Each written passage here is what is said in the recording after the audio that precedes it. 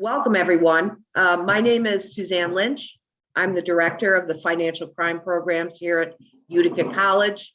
I appreciate you joining us tonight for an overview of what the master's program in financial crime and compliance management is about, what you as students or potential students would expect, and answer your questions and all that. Christine is joining me too to help on some of the more technical aspects of application and things that you're going to need to apply to our program. So without further ado, I'm going to move forward and talk about some of the things that we're doing. Obviously, like I said, Q&A is in the section that Christine's going to be helping me with, and both of us will answer questions depending on the topic. So I think that I want this to be very open, very direct, very honest, and that you are comfortable and that we can answer all your questions. So I'm, again, Suzanne Lynch, and I'm back, frankly, as director of the Financial Crime and Compliance Program here at Utica. I have both graduate and undergraduate students, both campus and online, because remember, Utica College is a campus in upstate New York, about 2,500 students on campus and 2,500 students online. So obviously my background coming to Utica College, and frankly, I am a graduate of the program back in 2002. This master's program was first started in 1999. Our first graduates were 2001. I am a graduate of 2002. I was cohort number 2. I was doing this program while working for MasterCard Worldwide. I was a vice president of security and was able to complete the program while traveling and with a family. And I also like to say that my boss, who's one of the original creators of the program at MasterCard, senior vice president of worldwide global security, helped create these programs along with many other industry professionals. So, his line was, well, Lynch, one of you better go through the program. So here I am today, after all these years, and obviously been working in the industry after I graduated, continued at MasterCard, was at Goldman Sachs and Comerica Bank in Detroit. The focus was credit cards, debit cards, money laundering, fraud. I was actually in Lower Manhattan on September 11th, 2001. And I tell my students, and so many of you may also be in that my job changed on September 12th, 2001. How I look at things, how I investigate, how I analyze. So with all that, we have adapted the program throughout the years. We have to, right? To stay really contemporary, understand the challenges of what we have, no matter what your role is in financial services, or frankly, what you hope your role would be in financial services. So I'm still in the game. I still do consulting. And one of the things that we bring to this program is the global perspective, because we always know that, frankly, between cybercrime, global corruption, global money laundering, threat financing, and all that, this is not just confined to our neighborhood, so to speak. And our alum are in every major financial institution, frankly, across the country, and we do have some globally. And we can talk about that as we go through the program. And like I said, if you have any questions, please, feel free to answer them, and I will as we go through this. It's not one of those save all your questions to the end. So That's right. Let's just take a moment there to kind of go Sure. through the instructions to Ah, be sure that students know exactly how to post their questions. So if you are interested in jumping in, I mean, Sue's going to share quite a bit of information. So it'll obviously keep it engaging. Just click the Q&A in your webinar controls to get access to the Q&A window, and just type in your questions directly in the text box, and I'll be able to see that and jump in and share those questions with Sue. Okay. excellent. Thank you, Christine. You're welcome. So you'll see my title. I'm a professor of practice in economic crime. I've been at the college now for almost, oh my goodness, 12 years. And so a professor of practice is relatively new in academia. I chose to go on that path rather than, if we start looking at academia, the tenured track. You can have a master's and be on a tenure track. We have PhDs that teach in our program that are criminologists, white collar criminologists. And the beauty of the college is the fact that we all work together. So we have professors of practice, our faculty, we have a former prosecutor, obviously an attorney who's a professor of practice. So we all work together in creating the course content, ensuring that it is relevant and obviously still involved in the industry, in law enforcement, and any other regulatory issues that come along. So one of the things, and many of you who are on this webinar are looking for the next step in your career, or where do you feel that you may want to move your career to the next level. And there really are, as we all know, the range of threats, the job opportunities. In my undergrad programs, frankly, I have organizations coming to us who want this, the skills and the education, because I tell students, I'm here to educate you. I'm not here to train you. Many of you are already professionals in your field and have, industry designations, but the academic credential puts you one step above, many steps above, frankly. So what we're doing is, and a lot of the job titles you see here are, frankly, from alum or people that have applied to the program. We also have interesting regulators that are in the program. We have insurance investigators, because as we know, financial crime crosses all different types of industries.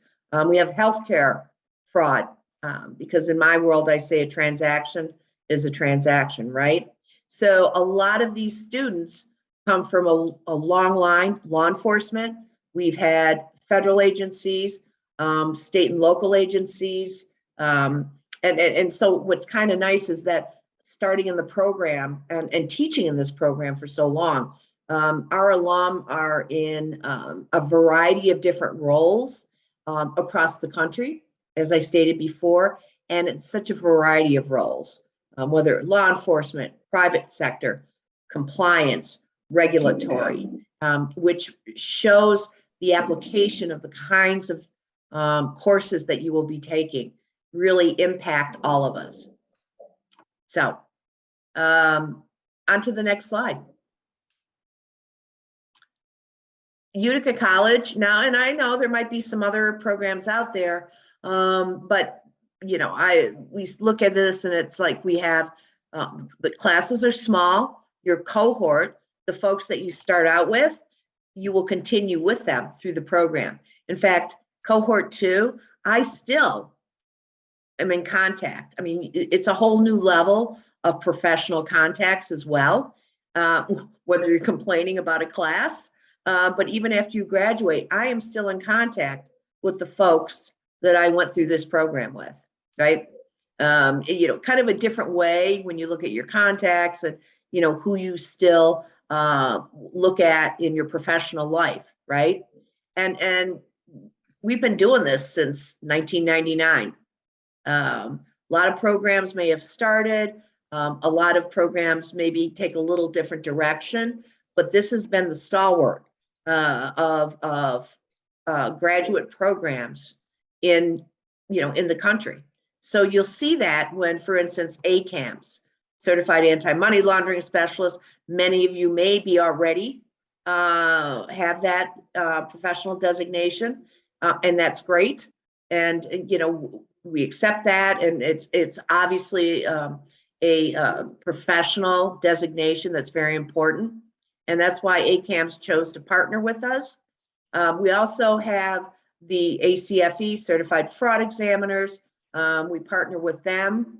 ACAMS has, and I'm not going to go into all the, some discounts and some ability for those of you who don't have the ACAMS designation, but wish to get it in addition to your graduate degree, or frankly, your undergraduate degree. ACAMS, we've developed some significant, financial incentives for you to do that. And then the recent is CipherTrace.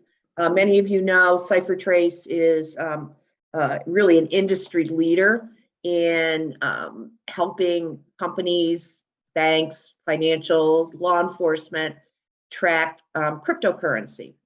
And again, when you've been in this industry as long as I have, as I like to say, there are people that, they reach out to you, and because of the reputation, which again, Pam was really lovely to make those statements to the press, said, hey, you know what? We need some, we're starting the Defenders League, and Utica College students can receive their 8-hour certified crypto tracing certificate through CipherTrace. So it's an 8-hour training, and as Utica students, you're able to go through that for free. However, your contract, as I like to say, means that you actually have to work some crypto cases, because what we're finding is, I know, shocking but true, those people that sent some cryptocurrency to the Nigerian prince in Africa have lost their money. So what's amazing is we have, and this is CipherTrace telling us this.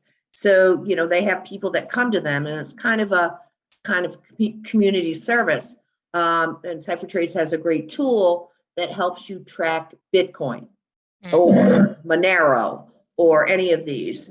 And the software allows you to track, because we all know bits and pieces of Bitcoin. It can be broken up. The one thing that they always say is, remember, folks, how to multiply fractions, right? Because we can buy fractions of different cryptocurrencies and all that. And obviously, it's not something you would have to go to court, and I'm probably going into way too much detail. But that's an amazing partnership because of the college's reputation, and that they came to us, which I am extremely grateful for. Wow. Fantastic partnerships there to talk about. Thank you for that. We do have a question coming through. Sure. Can I share? Absolutely. All right, great. So the question here is regarding the personal support that you spoke about. How involved are the faculty with the students, during the program? Can you talk a little bit about maybe even some one-on-one time, office hours, and what the expectations are there for faculty? So even though it's an online program, we are very reachable. We're all in the Zoom world, and we have that. We also have our great partners with success coaches who will help you, who will put you, all of us together. Hey, and I know many of us are working full time. There's responsibilities, and I always joke, and we would probably have some graduates tell you they just didn't know what to do with their free time when they graduated, right? But we're here to support you. Even if you just maybe want to call and scream, and I'm making that up as a very extreme, but yet we're here. We have a wonderful group of full-time as well as adjunct professors who understand. And because our sessions are small, our classes, that we can actually reach out and we actually get to know you, which is quite refreshing, right? Understand your professional challenges as well as your personal challenges. That's great. So maybe this is a great time to talk a little bit about the program overview of the advanced one. We can talk a little bit about what that looks like. Sure. So when you look at, this, the PowerPoint, you talk about, we have the Economic Crime Cybersecurity Institute. We have a webpage. We have folks in the field from a wide variety, from U.S. Secret Service, Postal Inspection, major banks. So a variety of different board members that are also part of this. But one of the things I want to kind of reinforce is looking at the types of courses that we have. So the program overview, 12 courses, 2 years. And it does go by fast, although sometimes I think people go, no, I don't think so, but it does. 36 total credits. So you have one class every 8 weeks. Now, that means, it's intense, okay? 8 weeks, a lot of material, reading, but you're in graduate school. Totally different from undergrad, right? And it's 100% online. There is no residency. We do have some, Zoom meetings and different things, which I'm sure many of you could be Zoomed out. But especially for the courses, folks really love to get on and be able to kind of see each other and chit chat and, really host it for everything. So each class is 3 credits. Now, and you do get a break though, frankly, because we go 360, every 365. However, you do get a break from our fall semester to our spring. But every other time, so from spring to summer, you really, you start the class, you finish one, then you start one. 8 weeks, you might say that's really short. Again, there's some, frankly, colleges that do it shorter time. I'm not so sure how one could really actually adequately understand and learn the concepts. So for instance, I teach your first class. So it's, we go into everything from the crime theories of white collar crime and all that, and end with fintech, because again, we have to adapt. And then you're going to learn some software skills, anything from link analysis, Excel, SQL. You have technology classes. So we gauge the pace of these courses as well as the material.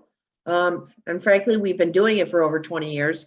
So we're pretty confident that we know what the level is. Now, pretty much your expectation of what you're going to spend in reading and doing assignments is about 10 hours a week.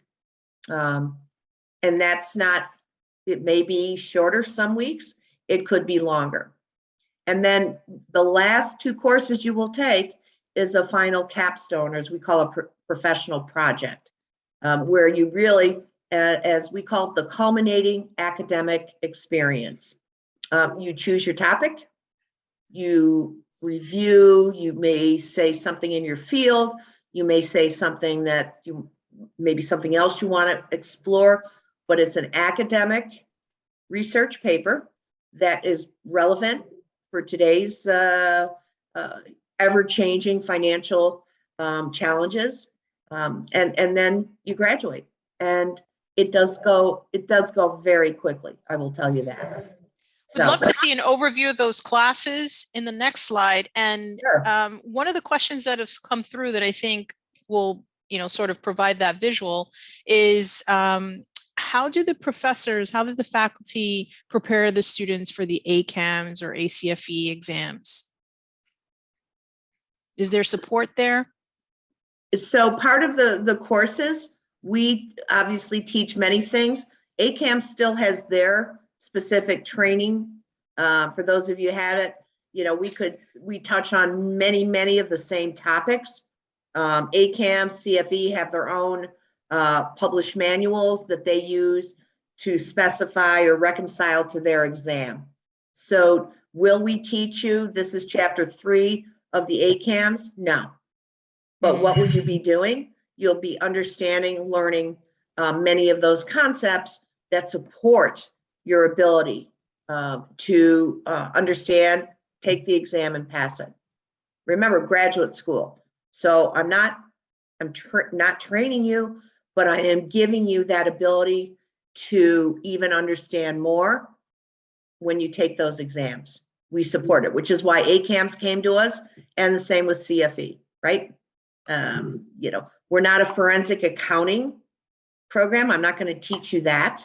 That might be a large part of some of the CFE, but obviously I will tell you, you will have some ability to do analytics, data analytics, spreadsheet analysis, and things like that as a part of this program. So when you look at the different types of courses that are here, you'll see that whether it's core topics in management, you're taking management courses too, right? Financial crime and compliance management. So in my world, right, I work as the fraud person, so to speak. I would work with multiple departments in my organization, right? So cross-functional task forces and management. So you might say, well, this isn't just about fraud management. And obviously we have fraud management, but you still need to understand the core management topics in order for you to be able to operate, be successful in any organization. I always tell students we're the necessary evil, right? We're here to protect, detect, right? Investigate them and all that. So how do we work within our organizations? And that's what's very helpful. The courses that you have listed here, which of these would we be engaged in the SQL, Tableau, Excel, and the data analytics piece? Would it be that technology section there that you've highlighted? So FCM 626 and 642 are the hands-on SQL, Excel, link analysis. We are one of the first colleges that actually have IBM ID Analytics, right? Or I should say Analyst Notebook. We all have all these different technologies now, right? So that's, I like to call them the lab courses that we do. Fraud management technologies, understanding as we go more and more, back in the days of neural networks, what does AI bring to the table for any detection methodologies? Risk and compliance, depending on your type of organization. Are you talking about Foreign Corrupt Practices Act? Are you talking about, the Patriot Act? We could do a whole, which there are probably programs out there just on the different types of compliance that organizations are faced with, not even financial services, but any type of industry. Legal concepts of criminal fraud taught by our attorneys on faculty. So you're going to be getting kind of that whole area of all different types of what helps you, your job, whether you're an investigator, whether you're an analyst, whether you are the manager of those. We'll talk about such things as we give you the ability to say, okay, you know what? I feel like all I'm doing is clearing alerts. And I'm sure that some of you on this call will say that. But what do we do for the next steps? What does that mean? How does it integrate in the organization? Again, I could probably talk for another 3 hours on this, but Christina keeps me on target. So does anyone have any questions? I guess one other question that's come through is with regard to our alumni. Can you talk a little bit about the Alumni Network and, what some of our folks are doing after graduation? So, well, yeah, I mean, like I said, pretty much some people are already in the organization and have been elevated. Some have gone to other jobs. Frankly, we have someone right now from the comptroller of the currency. We have graduates from the FDIC. We have every major financial institution, Wells, HSBC, Chase. We also have credit unions. We have people that have gone to federal agencies. It's interesting, we've had a couple people that have moved to Inspector General's office. So, you've got that federal regulatory aspect. You've got the smaller organizations that, frankly, as many of us know, are usually the newer targets from bad guys, as I like to say. What's interesting is we have some cyber. So some of your classes, we have our cyber students taking our financial crime courses because they are in the technology field. But as we all know, cybercrime it's meshed into many different types. So I could pretty much say every major financial institution. We've got some major insurance companies that are graduates. We have, what's interesting too, casinos. We all know they have some strict money laundering regulations. And like I said, so it's a really good mix. And when I started the program, it was like, what are they going to teach me? I've been in the business 20 years, right? Well, I learned a lot, number one, but you know what? I also learned from each other.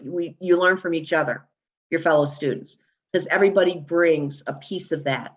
Whether you're working at Chase or you're working at a credit union in Texas, or USAA, all sorts of different financial services where there are alum. And it is a great network because like I said, you bond with the folks that you go through as your cohort, and then you can expand that. Even if you go on LinkedIn, you'll see that, Utica College. And there's a lot of us out there. Probably, I would suspect now, at least 500 graduates that have gone through this program.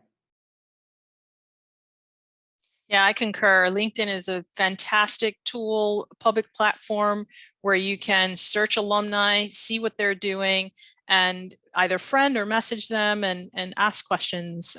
Is really a great tool, which I share with students often. Exactly. I think we can advance then into the next slide and talk a little bit about this online student experience. Part of the success of the program begins right from the start. Your online student experience begins with a member of our enrollment team. You may even be so lucky to work with me. And what we do is basically, we're dedicated to ensuring that all of your paperwork is collected and then presented on your behalf to the admissions committee. We'll support you in requesting letters of recommendations on your behalf, your transcripts, and all the additional documents that you need to collect. So you're not working in a silo, you're working alongside your enrollment counselor in a timely fashion to present all of your information to the admissions committee for review. Once you are accepted into the program, a dedicated enrollment counselor will help you with your registration process and ensuring that you have your class schedule set up for the semester. After which, they'll introduce you to your success coach. Your success coach will offer you an opportunity to talk through a personalized plan of study. So really looking at what each semester is going to look like, what that course load would look like, so that you can really begin thinking about and carving out the necessary time, as Sue mentioned, to be successful in the program. Because remember, the flexibility and responsibility of working online ensures that you will dedicate that time to getting the work done, taking a look at those learning objectives each week, doing the readings, and submitting the work in a timely fashion. Of course, we use a learning management system that we call Engage. This is a learning management system that offers 24-hour support if you do have any technical issues. We do offer as well a librarian who's miraculously available for 24 hours, 7 days a week. So if you do have any questions, you can, of course, tap into those resources, and they are really a great help. And Christine, if I may add that we bring in our dedicated librarian to talk to the students, so they get an idea of what the resources are too. Excellent. Yeah, those refreshers at the start of the program are really helpful. In addition, of course, you have the flexibility to learn anywhere because you are learning online. You just want to, once again, throughout that week, dedicate that amount of time, as mentioned, carving out the 10 hours to get the work in each week. And then finally, you will have an academic advisor who will offer some career guidance later on in the program, should you need that support in helping you get to your next leg. And if I could add, I am of course. your advisor. The other thing that we have recently done is even enhanced our career center even more. And I saw a question in the chat. And so you as grad students are also, we have a dedicated person for our business and justice studies, frankly, our justice studies and cyber, as far as helping you resumes and that kind of support. If in fact many of our students are currently employed in the field, many are not. Frankly, we have a chef from New York that decided to do career change, and he's already working for a fintech. So we do have that support system to you as graduate students as well from our career center. Excellent. Thank you for that. Okay. Do we have any other questions? Sure, we can take another question here. One of the other questions that came through was with regard to the career advisement and professional support. What's employment number? What is it? What's employment numbers of students graduating from the program? So what are the employment numbers of the students who are graduating from the program? And are there opportunities, maybe career fairs, where some of the companies are coming to the program and recruiting the students? And our career center has a program called, what do they call it? It's a Handshake. Yes. So we have many organizations that come to us. I will tell you that many of our graduates especially are already involved in the field to some degree, but the graduate programs, so for instance, we have companies coming to us to do webinars for recruiting. And so Handshake, and I can give you our guy's contact number after Christine, and so you'll be able to see that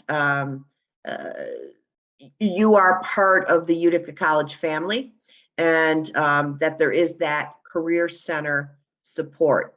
We're here for your success. So even if you're employed right now and looking, well, I'm getting this degree, what else is out there? That we support you in that effort as well. Fantastic. So this is a great opportunity to just kind of give students an overview of the admissions requirements.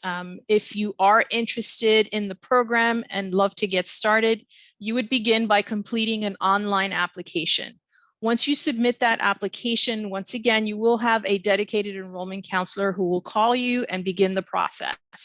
All of your official transcripts will be requested and sent to our transcript processing center. The admissions committee is looking for a minimum GPA of 3.0. When there are the circumstances where students are falling just slightly below that threshold, your dedicated enrollment counselor can talk through some of the other options that are available to you in creating that robust application package. That's going to include a very strong personal statement. So they'll work alongside you to really think through what will you include in that personal statement, and then of course be able to read through it and make sure that it's a cohesive statement before submitting it to the admissions committee.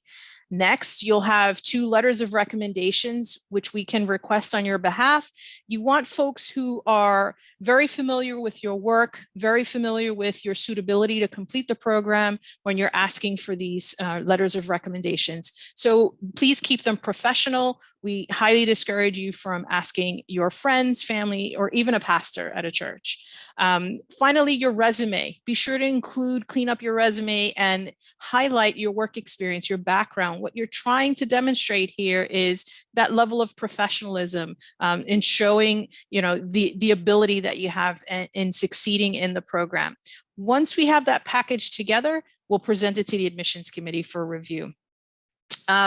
We accept applications throughout the year. There are 3 starts. The spring semester begins in January.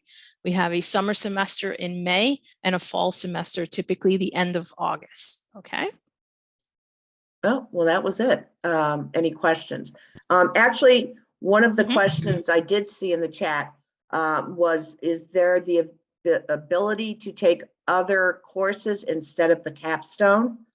And that is no. The capstone, and I always laugh that, I was in business for so many years, compliance and all that. So in my world now, I have the New York State Board of Education as the compliance and overseer of all our academic programs. And so those part of a master's degree in New York State requires a culminating academic experience, right? So that's why the capstone is the key for this particular program, the MS. And so on that, I just wanted to announce too, for those of you, because as we know, writing is key, grammar, we have to be able to communicate well, that the college is now, we're migrating that every student will have Grammarly in their ability to write. And actually, we faculty have tested it. I never thought my grammar was really that bad until Grammarly. It actually wasn't that bad. But so we're here to support you with the writing center, with studies, with individual help. So I just want folks to be able to understand that as well. Academically, we're here for you. And again, this addition of having Grammarly for our graduate students has been huge, because I know many of us still struggle with writing skills, and especially in grad school, it's a lot different than undergrad. Whether you've been out of undergrad for 3 years or you've been out of undergrad for 20 years. So that's a huge step forward for us. For students who've jumped in late or you'd like to engage in this content further, please feel free to reach us at 1-866-295-3106. If you prefer to have the application process shared via email, you can submit your request at onlineprograms@utica.edu. I want to take this opportunity to thank everyone for participating in this evening's virtual open house. We're delighted you can join us and have such engaging questions in the chat for Sue Lynch. Thank you, Sue, so much for sharing your background, wealth of knowledge, and we really do appreciate your dedication to the success of our students. Well, thank you. And I really appreciate you folks joining us as well.